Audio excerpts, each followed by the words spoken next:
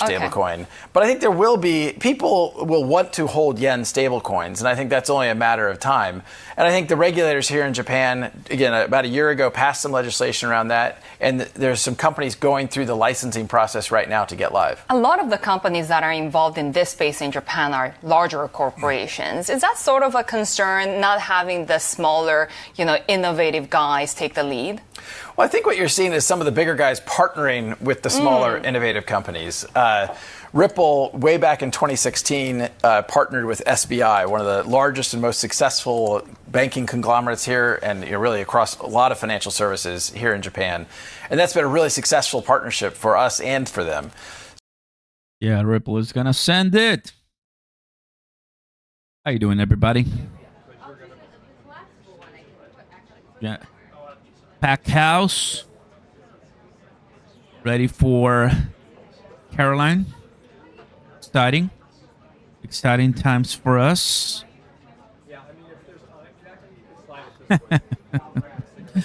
Take your turn. The house was up, buddy. Good to have you here. Welcome. Very nice. The other things going on here.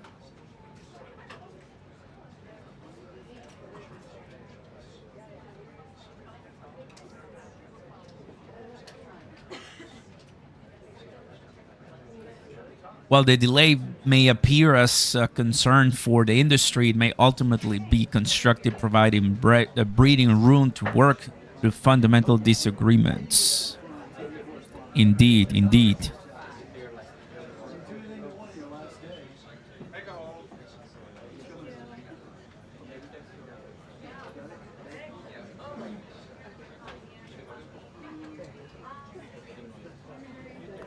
This is why banks oppose stablecoin yield. If stablecoins pay interest, deposits leave banks.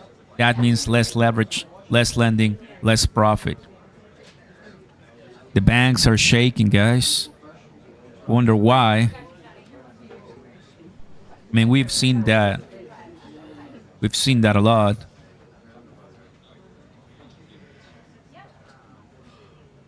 Good morning, Cyber. Good to see you, man. Welcome, guys. Welcome. File in. Getting ready for another conversation here.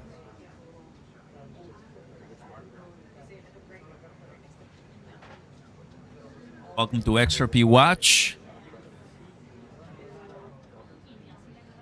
Price of XRP dropping. Not by a lot, but losing steam. And of course, the why, it's very clear. We know exactly what happened. It was supposed to be a really awesome day. It was supposed to be a day to look forward to because I was excited for today, but nope. Not going to be like that. It happens. We're going to have another delay. Matthew, you know it. It is what it is.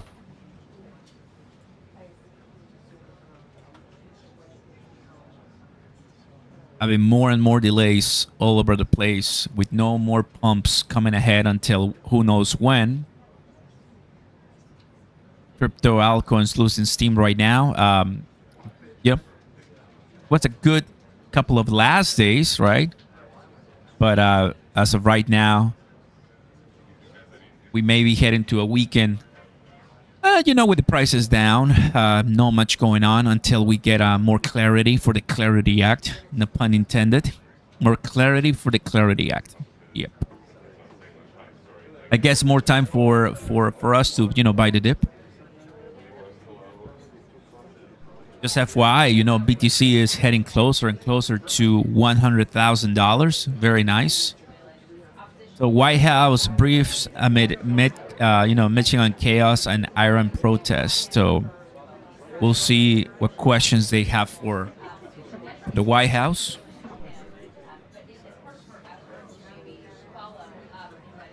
Very nice, very nice. Cyber, it's okay. You don't have to delete it, brother. It's okay, bro. You don't have to delete that. That's okay. That's not spam, so no worries, no worries, no worries. It's okay, right? People want to have some frustrations with XRP and crypto. That's totally okay. When you see spam, that's okay. But if it's not spam, let it go. Thank you, brother. Yeah, no problem, buddy. You're a new one here, so we appreciate you being here, and yeah, enjoy. Ah, very nice.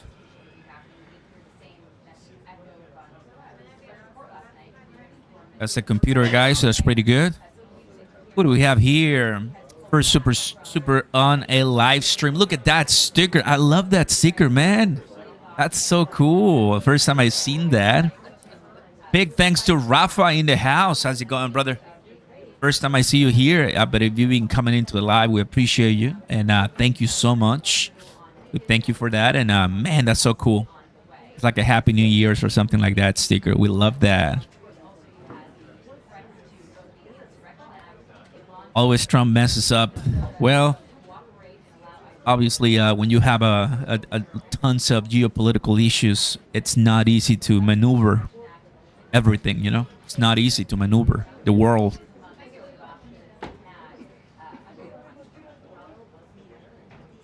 Big shout out to Rafa in the house for coming in and bringing more people together.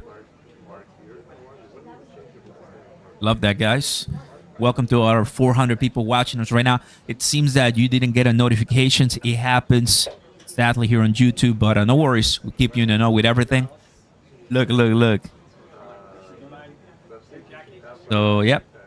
That's her speaking, and that's her also on my live. So, yeah. My TV is a couple seconds delayed.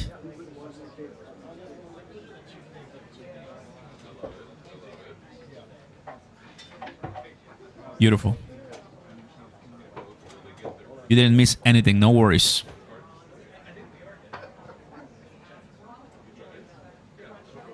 The great song.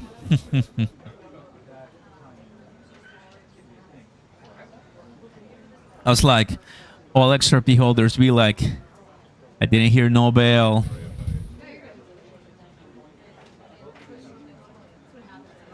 What is this? First major lender to recognize crypto assets in mortgage-orient origination. Eligible crypto assets need to be held with U.S. regulated crypto exchanges. Okay, very good. It begins, someone says here.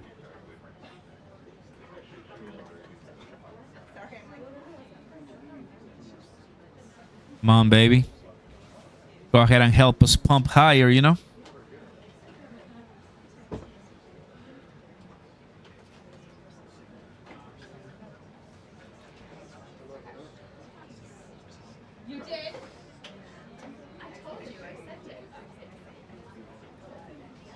Look at this one. Banks are mad because they will have to borrow at the Fed window without your deposits. That means paying our country this percentage instead of paying this percentage. Banks are terrified of having to compete at the same rate floor as everyone else. They are afraid of losing regulatory subsidy on their loans.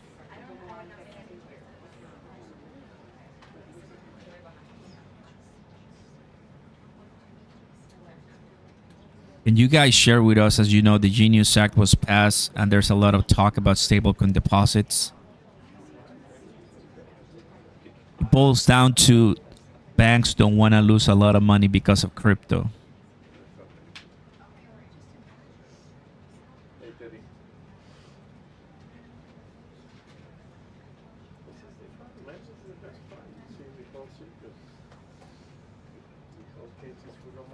Is 5,000 XRP enough? That sounds like a really good idea. That's over $10,000. I want that. It's not enough for me. Might be enough for someone else. Rafa, thank you, man. Rafa in the house dropping a big donation and also becoming a member. Big shout out to Rafa. Well done, brother.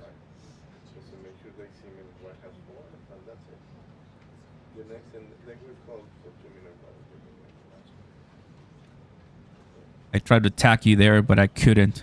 Classic YouTube. Yeah, I can't.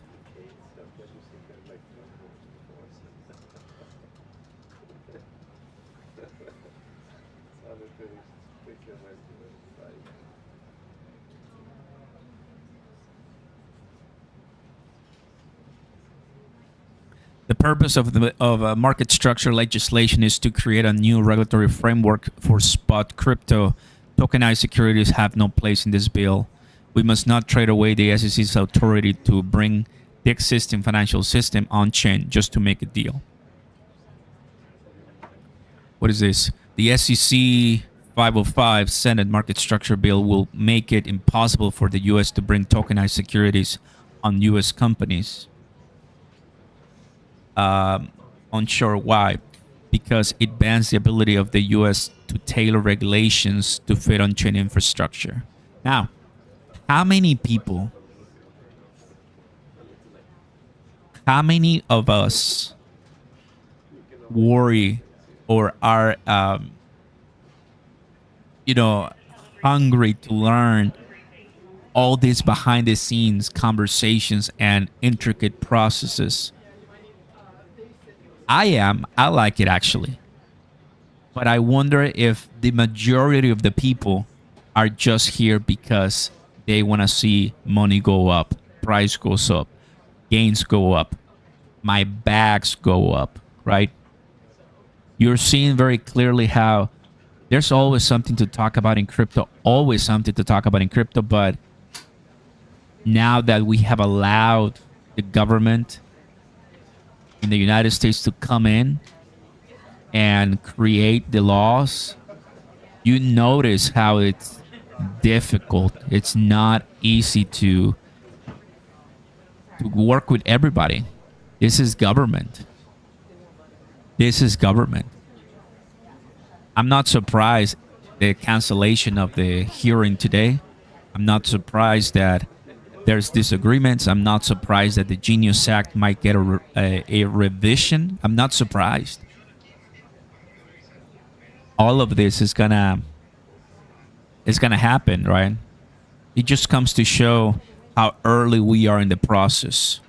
It feels that we've been waiting for such a long time, but if we do want a super cycle majestic out of nowhere, out of this world mega pump, then for sure now we have to wait until the next rally that's gonna just come within all this new clarity. It was so good when we didn't have the government involved. It was really nice when it was just us. But yeah, now everybody's involved in crypto. A lot of people, of course. No, not really retail, but oh, look, the swimmer. What's her name? Haynes, right? Something Haynes. Oh, they're gonna talk about women in men in women's sports. Got it. That's. I mean, she's there because of that, I'm sure. I mean, good.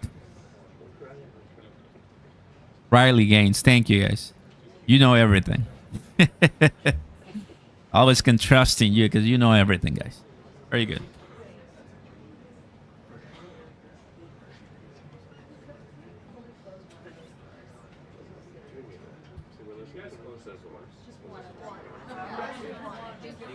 Somebody wants a burger. We'll take it, guys. We'll take it. They are not closing. They're refusing to close. The doors? The doors, yes. I requested personally. They're shut it.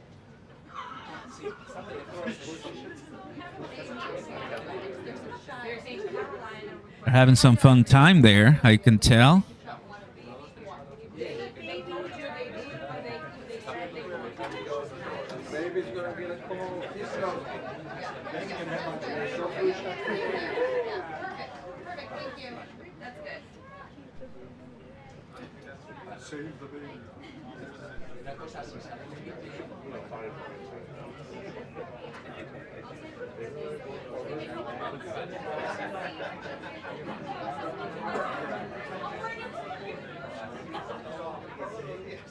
Liquidation cascading coming. Oh boy. You want another $20 billion liquidation?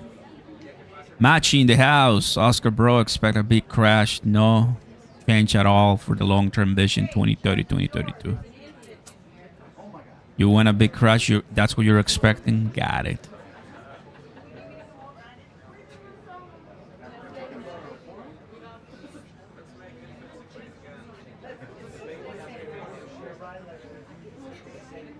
I'm going to be changing to Fox and X. They have an amazing audio and video quality.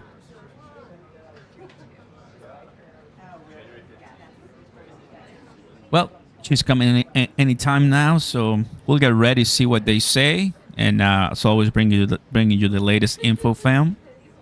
Drop a like and consider subscribing to the channel. Welcome, Oscar here. And I noticed that we have a few new patrons, so I'm gonna take a look at the patrons as they want to come to our Discord server, so we'll help you get there. I saw earlier today we got one, so let's go ahead and do that right after this.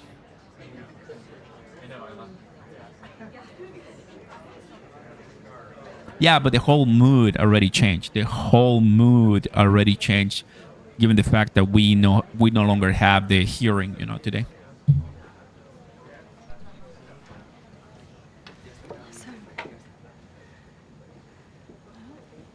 Okay, good afternoon, everybody. A packed room today. Thank you all for coming.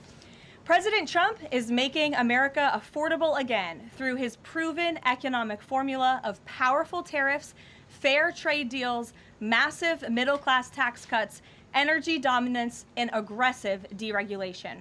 The overwhelmingly positive economic data released this week underscores the significant progress the president has already delivered. Tuesday's CPI report marked the latest confirmation that President Trump has defeated Joe Biden's inflation crisis.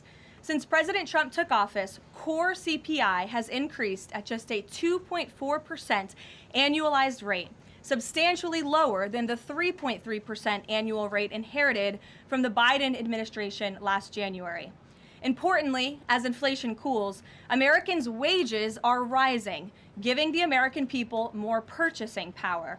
And with what is likely going to be a record-breaking tax refund season in the next couple of weeks, the American people will be reaping the rewards of the massive tax cuts that were signed into law by the president.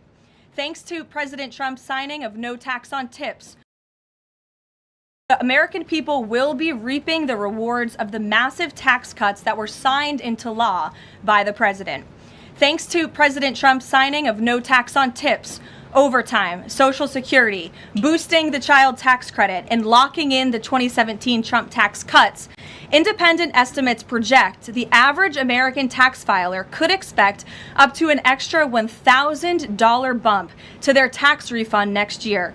This is going to be a helpful boost to working families who are making ends meet. On the energy front, the national average price for a gallon of regular gas this week fell to its lowest level in 5 years, thanks to President Trump's drill baby drill agenda. According to Gas Buddy, the average price for regular gas on Monday was below $3 per gallon in 43 states, below $2.75 per gallon in 30 states, and at or below $2.50 per gallon in 17 states. In fact, gas prices were below $2 a gallon at stations in at least 19 states. Don't forget, this was unheard of just a couple of short years ago. Overall, drivers are projected to spend $11 billion less at the gas pump this year than they did last year, resulting in hundreds of dollars in critical savings for the average American family. We're also seeing the housing market rebound as borrowing costs ease and income growth outpaces home price gains. According to a new report also released this week from the National Association of Realtors, existing home sales in December rose to their fastest pace in 3 years. To further improve housing affordability, President Trump has recently announced and directed Fannie and Freddie to purchase $200 billion worth of mortgage bonds. As a result of these actions, mortgage rates have fallen to their lowest level in years. As of last Friday, rates for the average 30-year mortgage are down more than 1 full percentage point. Because of these significant declines, monthly housing payments are now at their lowest level in 2 years, and we expect this decrease to continue. As someone who was enormously successful in real estate, President Trump understands that owning a home is about more than just having a physical asset. It's about empowering young people to stake their claim in the American dream. It's about giving newlyweds a place to make their own and start a family. It's about promoting the spirit of hard work, determination, and yes, the rugged individualism that has made America the greatest country in the history of the world. President Trump knows America is strongest when it's a nation of owners, not renters, and he is determined to unlock that opportunity for as many Americans as possible. That's why he will outline additional housing initiatives during his major speech in Davos next week, and we look forward to seeing many of you there. Finally, this morning, President Trump unveiled a healthcare plan for America called the Great Healthcare Plan, and a video message detailing his solutions to lower costs for all Americans and significantly improve our healthcare system. The Great Healthcare Plan will accomplish this through 4 common sense pillars. Number 1, consumer choice by making permanent the mall on a wintry January. Additionally, by increasing consumer choice by making more verified, safe pharmaceutical drugs available for over-the-counter purchases. Number 2, the Great Healthcare Plan will stop sending big insurance companies billions in extra taxpayer-funded subsidy payments and instead send that money directly to eligible Americans to allow them to buy the health insurance of their choice. Additionally, by funding a cost-sharing reduction program for healthcare plans and ending kickbacks from pharmacy benefit managers to large brokerage middlemen.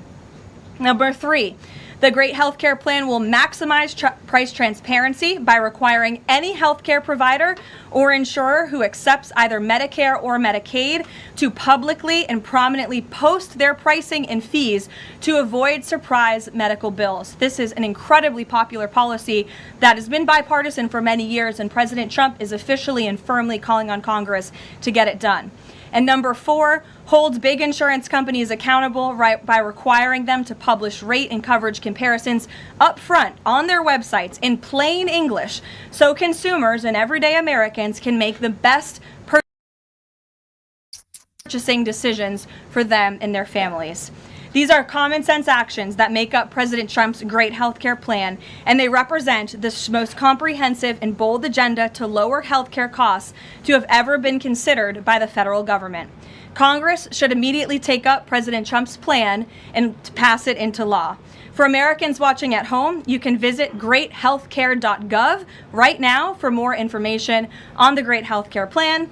And with that, we will open it up to questions. In our new media seat today, we have a familiar face, Riley Gaines. I'm surprised it took us a year to get you here, but I'm very happy to see you. I know you have a new podcast, The Riley Gaines Show. And so thank you. And you brought a beautiful baby and your lovely husband, too. So thank you so much for joining.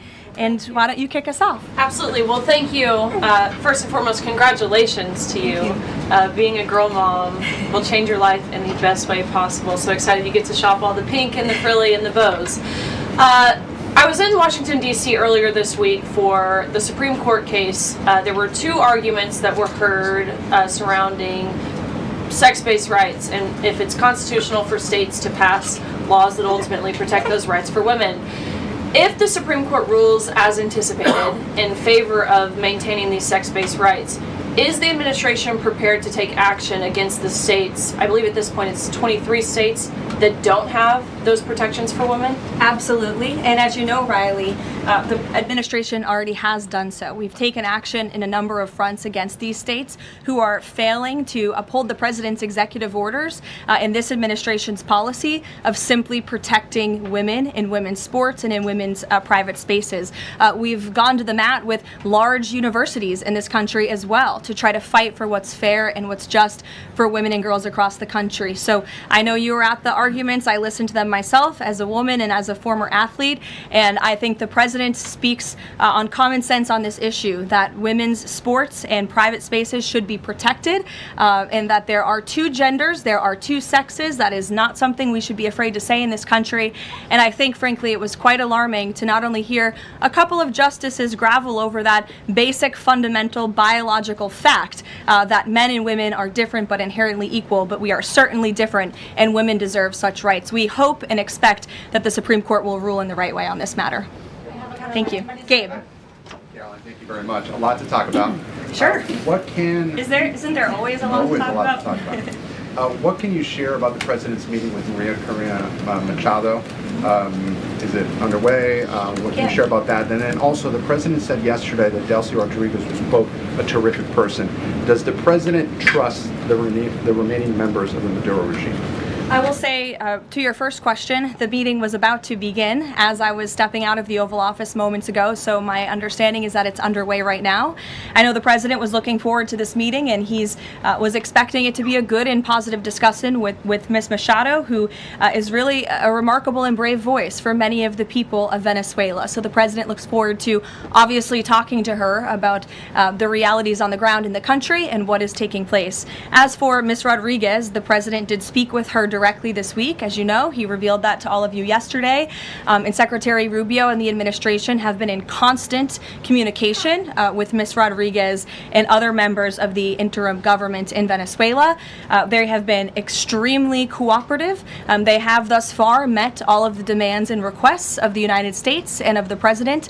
And I think you have all seen that play out. We obviously had a $500 million energy deal that was struck in large part because of the cooperation from Ms. Rodriguez. Venezuela and Ms. Rodriguez have also confirmed that they will be releasing political prisoners from Venezuela. There were 5 Americans who were recently released this week as well. So the president likes what he's seeing and will expect that cooperation to continue. And regarding the investigation into the leak that the president referenced yesterday, what is the administration's position on the Washington Post reporter?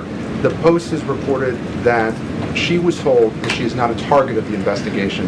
Does the administration believe she did anything wrong? And then also, what is the administration's position on the Pentagon Papers case from the 1970s that affirmed reporters' right to publish classified information under certain circumstances? Well, since this is an active investigation, I don't want to comment on it much more than what we did yesterday to obviously confirm the investigation, and I can confirm what the Attorney General stated and the President as well, which is that the individual, unfortunately a contractor at the Pentagon, chose to unlawfully leak classified and very serious information to this Washington Post reporter, hence why the reporter's home was looked into by the FBI, rightfully so. And the administration is not going to tolerate leaks, especially from within the national security apparatus of the United States government, that put our nation's integrity and our national security at risk. Full stop. The president will not support that. I know the Secretary of War will not support that,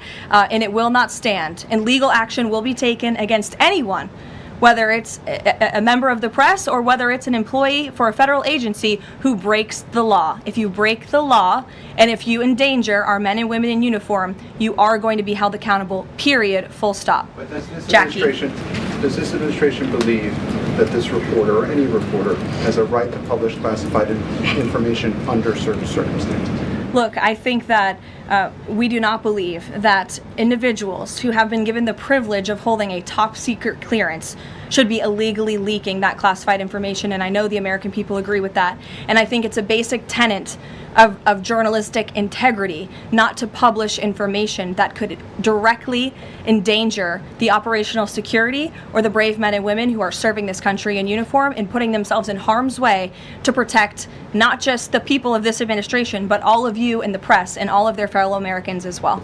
Jackie. Thank you, Caroline. I wanted to get the White House reaction to Iranian state TV broadcasting an implicit threat to the president's life. It was images of the assassination attempt in Butler, Pennsylvania, according to reports, with the message, "This time it will not go wrong." I have not seen that, to be honest with you, Jackie. We'll take a look, and I'll let the president and his national security team examine that footage to ensure its legitimacy. Again, I haven't seen it, so I can't comment on it.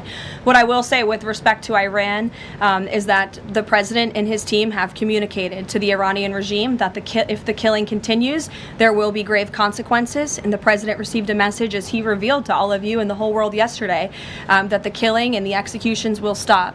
And the president understands today that 800 executions that were scheduled and supposed to take place yesterday were halted. And so the president and his team are closely monitoring this situation, and all options remain on the table for the president. Netanyahu encouraged him against strikes. Look, it's true that the president spoke with Prime Minister Netanyahu, but I would never detail details about their conversation without giving the expressed approval by the president himself.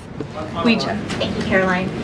Is it still the president's assessment that it would be very hard for Ms. Machado to leave Venezuela because he says she lacks the respect and support in that country? And will he raise that with her today? I think the president's assessment that you just pointed out was based on realities on the ground. It was a realistic assessment based on what the president was reading and hearing from his advisors and national security team. And at this moment in time, his opinion on that matter has not changed. He has also said that he would like there to be elections in Venezuela when the time is right. That's right. Do you have any update on when that might be? And is he committed to a transition to democracy for Venezuela? Yes, and he is also committed to hopefully seeing elections in Venezuela one day, but I don't have an updated timetable for you today. Reagan in the back. Thanks, Caroline. I have a question for you on Minnesota and then also Venezuela. Sure. President Trump threatened invoking the Insurrection Act today in a Truth Social post. I'm wondering what his tipping point is. Like, what would it take for him to invoke the Insurrection Act? Look, that's only a question, frankly, Reagan, the president can answer. But the Insurrection Act is a tool at the president's disposal. As you know, it has been used sparingly, but it has been used by previous presidents in American history. And I think the president's Truth Social post spoke very loud and clear to Democrats across this country, elected officials who are using their platforms to encourage violence against federal law enforcement officers, who are encouraging left-wing agitators to unlawfully obstruct legitimate law enforcement operations. And if you talk to any law enforcement officer, no matter what level they work at, they want to be working with their counterparts, whether that's at the federal level or the federal authorities wanting to work with their counterparts at the state and local level. And it's truly shameful that now for more than a year, you've had elected Democrat governors and mayors who have basically held their state and local law enforcement hostage and told them, you cannot cooperate with federal law enforcement. Why? They cooperated under the Biden administration. It's because these Democrats are deranged in their hatred for President Trump, and they are holding their state and local law enforcement hostage as a result. And these Democrat mayors and governors are doing this over what? Over the lawful and legitimate law enforcement operations to remove violent criminals from the streets of Minnesota, from the streets of California, from the streets of New York, and from the streets of every state across this country. And you don't see these riots and this vandalism taking place in states like Florida. Why? Because you have a governor in that state who has empowered federal and local authorities to work together. And it's despicable what we're seeing from these Democrat politicians, especially in sanctuary states and cities across the country. Yesterday, Caroline. Go ahead, John. Oh, thank you so much. My question is, President Trump has talked twice in recent days, once at the Kennedy Center and then to Reuters again last night, about canceling the election. Why is he talking about this? I believe you're referring to the president's interview at Reuters last night. I was in that interview. It was a closed-door interview. Obviously, there was not audio or video. The president was simply joking. He was saying, we're doing such a great job. We're doing everything the American people thought. Maybe we should just keep rolling. But he was speaking facetiously. And then one more. Sure. On the labor secretary. She's under investigation. Has he spoken to her about this? I don't know if the president has spoken directly to the secretary. If they have, I'm unfamiliar with that conversation, but I have spoken to the president about that report regarding the secretary. He's aware of the internal investigation, and he stands by the secretary, and he thinks that she's doing a tremendous job at the Department of Labor on behalf of American workers. PBS, go ahead. You were mentioning a moment ago about working federal, state, local officials in Minneapolis. Governor Walz's office is saying today that he's trying to get a hold directly with the president. Have they spoken? And if they haven't, why haven't they spoken if there's a desire from Walz, as they're saying, to de-escalate what's happening there. I'm not sure if that's a genuine offer to speak with the president. I was with the president about 30 minutes ago, and they hadn't spoken at that point. Look, the president is always willing to answer the phone when people pick up and call. When there was another tragic shooting many months ago in Governor Walz's state, he spoke directly with the governor. But I would ask that the governor stops inciting the harassment and illegal obstruction of law enforcement in his state. All ICE and federal law enforcement are trying to do are remove people like this off of the streets of Governor Walz's city in Minneapolis and of his state in Minnesota. If you look at some of the individuals in this photo, these are all illegal alien criminals who came into our country under the previous administration. This is some of the most disturbing crimes you will ever read about, and there's only a few reporters in this room who will actually talk about these individuals. This is all ICE is trying to do. They are trying to remove people like this from Governor Walz's state. And so yes, he should pick up the phone, and he should say that he will cooperate with this president and with the federal government in making Minnesota safer, because that's all President Trump and his administration want to do. Mary. Thanks, Caroline. The president says he wants money to go directly to Americans so they can buy their own insurance. How exactly would this work? And can the president assure Americans that this will be enough to cover their health care costs? So this is the second principle in the president's health care plan, lowering insurance premiums specifically and ensuring that that money is going directly back to the American people and cutting the kickbacks that then raise those premiums. So this plan, once put into legislative text and passed by Congress and sent to the president's desk, will stop sending big insurance companies billions of an extra taxpayer-funded subsidy payments and instead send that money directly to eligible Americans to allow them to buy the health insurance of their choice through, you may have heard it be referred to as health savings accounts. Whether that ends up being the actual name of such accounts, we'll have to see. Again, Congress and the White House are going to work together to put this plan into action.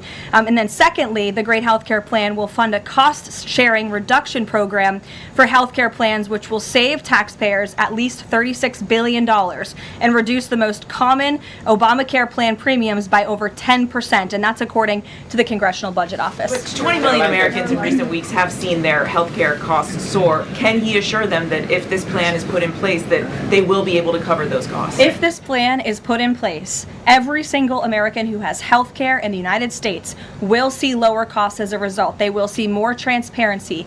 All of these proposals that are within the Great Healthcare Plan are incredibly popular with the American people, and they will impact everyone, not just a small fraction of those who are within the healthcare marketplace, but every single American will continue to see their costs go down. And I will note that they already are with respect to prescription drug prices. When you look at what the president has done with most favored nations, you've seen these big pharmaceutical companies in the Oval Office saying that this president and his team were nonstop, around the clock, pressuring us and negotiating with us to lower the cost of prescription drugs for Americans. And we are already seeing that to the tune, in some cases, of more than 500%. And that Trump RX website is something that the administration will be formally launching very soon, so Americans will have access to those lower costs of drugs. Josh. Thank you. The president has called on credit card companies to lower the cap rate to 10% effective the 20th next week. If they don't do that, what's his what'll he do? What's the threat? Well, tariffs? No, I'm just kidding. The president certainly has an expectation, Josh, that the credit card companies will do this, just as he did with the pharmaceutical companies, that they will lower costs for American consumers. I don't have a specific consequence to outline for you, but certainly this is an expectation and, frankly, a demand that the president has made. And can you give us an update on the Fed? Sorry. There was some reporting from, I think, Fox Business that Rick Reader had an interview this week scheduled. The president's indicated he's already made a selection, or at least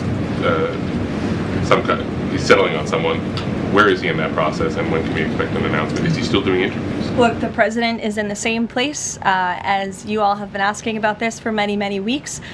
He's in a decision-making phase. There are a few people who he likes very much for this job, maybe less than that. The truth is, like with all decisions, it's a decision for the president to make. And he said to Reuters in that interview last night that he thinks he'll be finally making that decision in the next couple of weeks. So we will see. And very quickly, there's been some criticism from other governments about Grok and XAI, the Twitter AI bot, and things it's been doing to manipulate images, including whether that would violate the Take It Down Act that the First Lady has supported. We've not heard from this administration on it.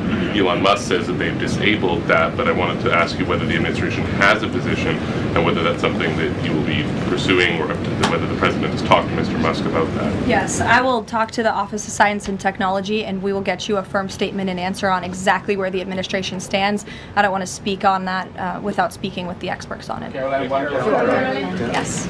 Just to follow up on the health care plan, one of the things in the Affordable Care Act was coverage of pre-existing conditions. Is there any discussion or inclusion on that issue in the president's plan? The president's plan that he outlined today will have no impact on individuals in this country with pre-existing conditions. Obviously, that's a continued conversation that the White House will have with Congress, but that's not the president's intention with the Great Health Care Plan. Go ahead.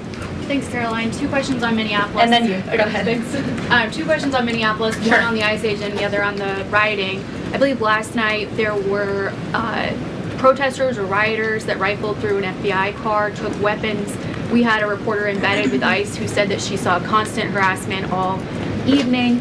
Can you speak to the rhetoric we're hearing from Democrat politicians, whether they are causing violence against ICE, as well as some of the headlines we've seen, not including the full story? Yeah, I mean, to your first point, I think I've addressed that these Democrat governors and mayors in not just Minnesota, but in states across the country are essentially, they've referred to ICE agents who, again, are brave men and women. And I would encourage everyone in this room, and I would encourage Governor Walz and other Democrats who are demeaning law enforcement to sit down and have a cup of coffee with an ICE agent or a Border Patrol agent. These are great, patriotic men and women who have families, who put on the uniform every day and are following our nation's immigration laws at the direction of their bosses and again, at the direction of the law. They are simply trying to enforce the law. And the Democrat Party has demeaned these individuals. They've even referred to them as Nazis and as the Gestapo. And that is absolutely leading to the violence we're seeing in the streets. If you look at some of the images out of Minneapolis last night, look at this vehicle. Look at what it says. It says F ICE. You have these individuals who are putting their middle finger, proudly so, at the camera. Another ICE individual, a vehicle that was vandalized last night by these left-wing agitators. People don't do this without encouragement from people in power who make them feel like it's okay. Here's another one. And I'm pretty sure this car, you can't see it, said the best agent is a dead agent or something to that effect. This is despicable rhetoric that we're seeing, and the media is absolutely complicit in this violence, because if you look at the headline from CNN, protests erupt after federal agent shoots man in Minneapolis, that is not the story, that is not the truth. If you actually want to know the truth, you can look at what the Department of Homeland Security released, which is that this ICE agent was executing a targeted operation against a Venezuelan illegal alien who was unlawfully present in the country. And when this ICE agent tried to detain the individual, 3 more of his comrades came rushing out of a house and started ambushing and attacking the ICE agent. They used a shovel or a broom to smash his face in. And so yes, that agent had to use self-defense and take up his weapon to protect his own life. That is what's happening on the streets of Minneapolis. That's what's happening on the streets, unfortunately, of these Democrat-run cities and states where you have elected officials who are encouraging such violence against our brave men and women in law enforcement. Thank you, Caroline. 2 questions. First, a follow-up on one of my colleagues who asked you about the president's interview with Reuters. You said that he was joking about canceling the elections, but Americans for generations have fought and died for democracy, for this democracy. Are you saying that the president finds the idea of canceling elections funny? Andrew, were you in the room? No, you weren't. I was in the room. I heard the conversation, and only someone like you would take that so seriously and pose it as a question in that way. Second, Thank you, Caroline. Senator Elizabeth Warren said that the president called her earlier this week to discuss caps on credit card interest rates. I'm curious, would the president work with her and other Democrats in Congress on a legislative fix to this issue? I think the president would work in good faith with anyone in Congress for a good legislative fix that would benefit the American people. And that's precisely why he called Senator Warren earlier this week on that matter. Thanks, Caroline. Earlier, you were just defending ICE agents generally, and earlier on, Secretary Noem spoke to the media, and she said, among other things, that they are doing everything correctly. 32 people died in ICE custody last year. 170 US citizens were detained by ICE, and Renee Good was shot in the head and killed by an ICE agent. How does that equate to them doing everything correctly? Why was Renee Good unfortunately and tragically killed? Are you asking me my Yeah. opinion? Because an ICE agent acted recklessly and killed her unjustifiably. Oh, okay. So you're a biased reporter with a left-wing opinion. What do you want me to do? Yeah, because you're a left-wing hack. You're not a reporter. You're posing in this room as a journalist, and it's so clear by the premise of your question. And you and the people in the media who have such biases but fake like you're a journalist, you shouldn't even be sitting in that seat. But you're pretending like you're a journalist, but you're a left-wing activist. And the question that you just raised and your answer proves your bias. You should be reporting on the facts. You should be reporting on the cases. Do you have the numbers of how many American citizens were killed at the hands of illegal aliens who ICE is trying to remove from this country? I bet you don't. I bet you didn't even read up on those stories. I bet you never even read about Laken Riley or Jocelyn Nungray or all of the innocent Americans who were killed at the hands of illegal aliens in this country. And the brave men and women of ICE are doing everything in their power to remove those heinous individuals and make our communities safer. And shame on people like you in the media who have a crooked view and have a biased view and pretend like you're a real honest journalist. Kelly. Two quick questions on Iran. I wanted to ask first, just if you can say, how close was the president to potentially launching strikes last night, and was it the Gulf states that convinced him not to do that, as some of the region there have said? Well, look, Kelly, I know there's been a lot of speculation in the media about what the president is going to do at any given moment or any given night. And I would say a lot of these stories, to be honest with you, I've been reading them, and they've been based on anonymous sources who are pretending or guessing to know the president's thinking. The truth is, only President Trump knows what he's going to do, and a very, very small team of advisors are read into his thinking on that. And as I just told you, he continues to closely monitor the situation on the ground in Iran. And as we saw yesterday, he had heard that the killings and executions would stop, and we have seen 800 people, their lives have been spared as a result of that. The president continues to closely monitor, but also keep all of his options on the table. Caroline, two separate questions. Sure. On the Machado meeting first, what is it that the president feels that he needs to hear from her or from the opposition party that he hadn't heard prior to today, or he wanted to hear in the meeting, to be able to convince him to commit to some sort of a timeline for elections? I'm not sure the president is going into such the meeting with expectations like you just laid out, Fran. I don't think he needs to hear anything from Ms. Machado. I think generally this is a meeting that the president was willing to take and willing to accept, to meet Ms. Machado in person and to just have a frank and positive discussion about what's taking place in Venezuela. That's all. And on the subject of Greenland, Jeff Landry, the president's special envoy for Greenland, wasn't in the White House meeting yesterday. Can you say why that was and what exactly the role he is playing in these conversations about acquiring Greenland? Well, the Vice President and the Secretary of State were present for that meeting, and the meeting, it was a productive meeting. It was a good meeting, and in that meeting, the two sides agreed to really establish a working group of individuals who will continue to have technical talks on the acquisition of Greenland. Those talks will take place, I'm told, every 2 to 3 weeks, so this is a conversation the administration intends to keep having with the Danes and with the respected delegation from Greenland. But the president has made his priority quite clear. He wants the United States to acquire Greenland. He thinks it's in our best national security to do that. There have been multiple instances of American citizens being detained by ICE, and I'm wondering what the administration is asking the agency to do. What steps is the administration asking the agency to take to ensure that Americans are not wrongly arrested? Obviously, ICE is focused on detaining individuals who are unlawfully present in the country. And there have been hundreds of thousands of illegal aliens who have been arrested and detained and deported from this country by ICE over the course of the last year. And that's their intention, and that is their goal. Elizabeth.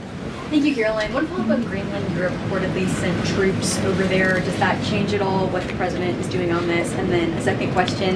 Yesterday, in a Senate help hearing, Senator Josh Hawley repeatedly asked a doctor if men can get pregnant, and she did not directly answer that. What are your thoughts on that? Well, to your first question on Greenland, I don't think troops in Europe impact the president's decision-making process, nor does it impact his goal of the acquisition of Greenland at all. To your second question, I mean, anyone in their right mind with common sense who's speaking honestly and candidly will say that men cannot get pregnant, and I think I can attest to that myself. So thank you all very much.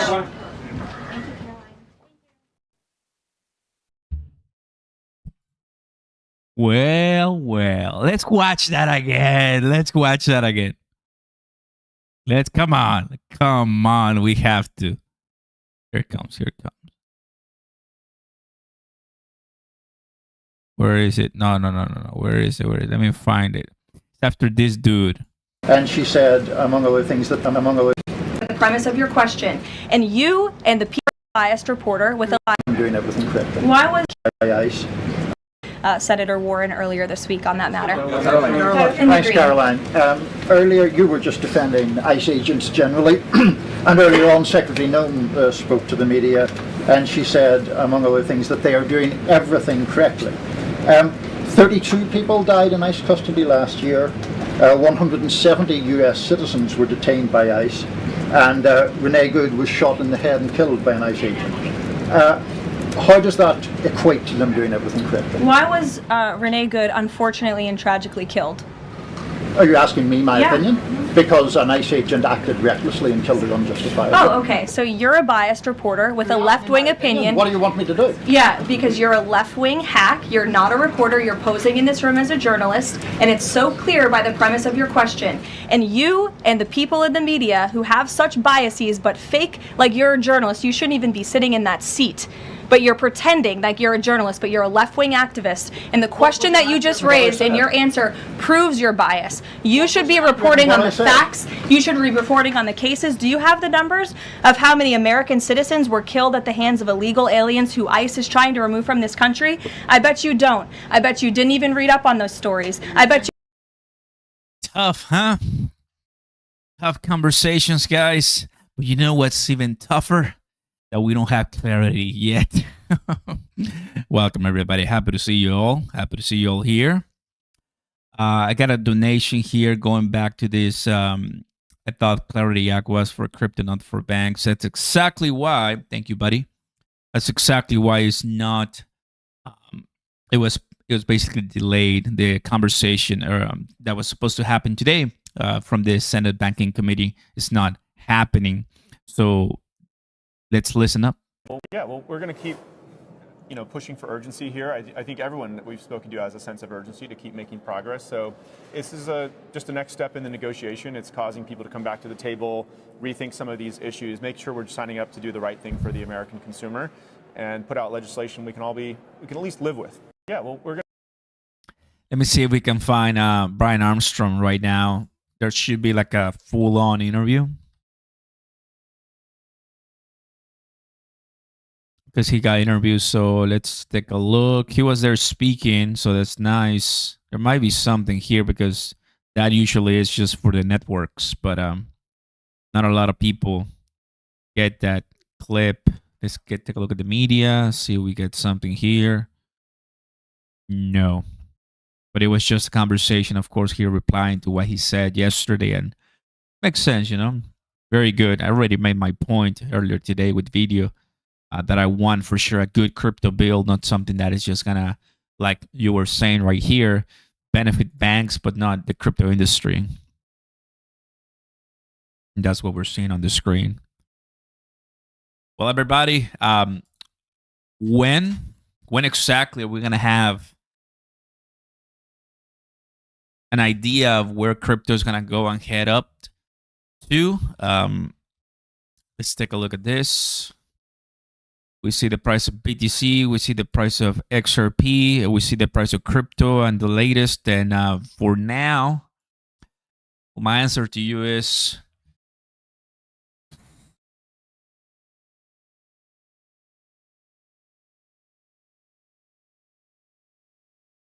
gotta be patient. I know it's not what you wanted to hear. I know it's not what some of you wanted to hear, but yeah.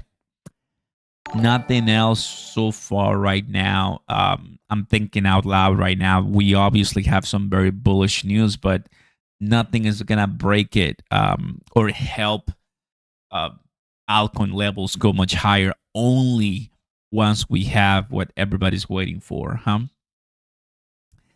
I also hope that they pass the budget bill too, which is gonna allow the government to stay open. So when Lambo, we still need some more information. Yeah, to finish January 2026, we still need some more information. But we'll keep you in the know with everything, of course. There's some great news, but I mean, licenses, approvals, and all of that. But as of right now, it's just chill and patience, right? That's all we can say. Stefano in the house. Who will not have taken a shot if he was hit by a car? Huh? Who? Not sure what that means. Do you hear my guy, head of the CFTC, is all about XRP when it flips from the SEC to CFTC? Hey, Morris, nice. No Lambo, but a Ford Pinto. Well, everybody.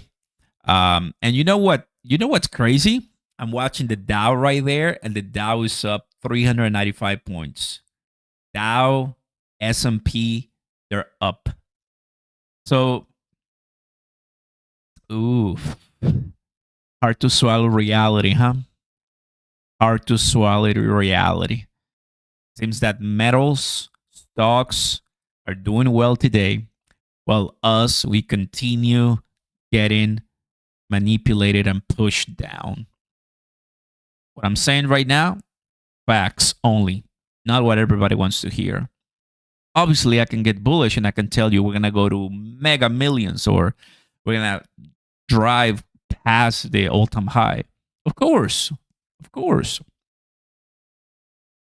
But yeah, I think for sure we're going to have to wait a little bit longer. Okay? The price of XRP will be 3 million once the 3i Atlas does a triple axle. What? Stefanos. I have no idea what you're telling me right there, brother. But you're welcome to post. Appreciate your donation. Thank you. Gotta switch to stocks, then back to XRP, walking back like a 50-mile hike. I know, right?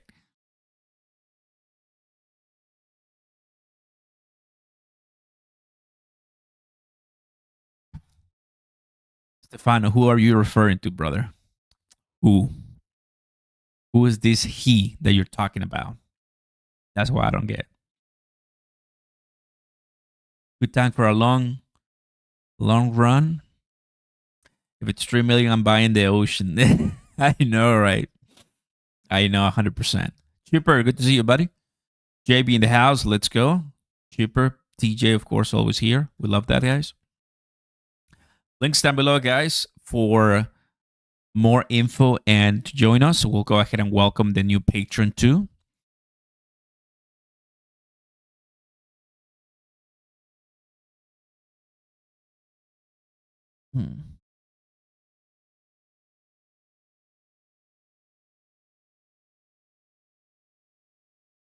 Oh, by the way, he obviously means the male ICE agent. Oh, I see. Oh, got it. Stefano, that's not crypto related. I don't want to talk about that. Got it. Now I get it. I didn't know what you were talking about. Guys, we have Tom Lee plus Mr. Beast. Check this out. This is pretty exciting. I think so. As you know, Bitmine is the largest Ethereum treasury company in the world, the largest holder of Ethereum. And it's our view that Ethereum, which is a smart contract platform, is the future of finance, where digitalization of not only dollars, but stocks and equities is going to take place. And over time, that really blurs what is a service versus what's digital money. And that's where a collaboration and investment into Beast Industries makes sense. As you know, Mr. Beast is the #1 content creator in the world. His content is watched more than, for each of his videos, 252 million views a month, which is more than the Super Bowl. And really, he is probably the iconic person for Gen Z, Gen Alpha, and arguably millennials. So he is probably one of the most important creators in the world. Beast Industries, according to Jeff Hausenbold, is planning to create a future platform of services, which includes digital items and even financial services. And that's really where a collaboration between Beast Industries and BitMine will make sense. So I think it's part of this sort of evolution of digital platforms and money. And I think it's really uniting the #1 creator in the world with the biggest Ethereum platform in the world.